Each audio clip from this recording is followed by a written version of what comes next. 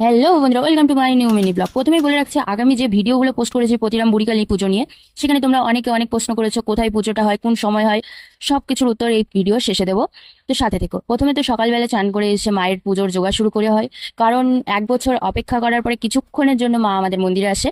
মা অবশেষে রাস্তায় তার দর্শন পাওয়া যায়, এক বছর পর মায়ের মুখটা দেখতে পাই।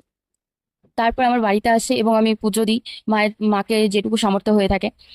তো প্রথমে বলছি যে পুজো কবে হয়, তোমাদের অনেকের প্রশ্ন। 26শে মে অর্থাৎ কালকে, আগামীকাল মায়ের পুজো। সকালবেলা মাসান পুজো আছে এবং ভোমর পুজো আছে, এবং বিকেল 5টা থেকে 5:30টার মধ্যে চামুন্ডা খেলা হবে। আর রাত্রে মা কালীর পুজো এবং 3 দিন ব্যাপী বাউল গান এবং মেলা। তো এই জায়গাটা কোথায় অনেকে বলেছো, সেটি হলো পতিরাম চৌরঙ্গি থেকে কুমারগঞ্জ রোডে যাওয়ার রাস্তায় পতিরাম ছিন্নমস্তা কালী মন্দিরের ঠিক অপোজিট রাস্তায় যে পাকা রাস্তাটি আছে, তোমরা সামনে বড় গেট দেখতে পাবে মেলার জন্য।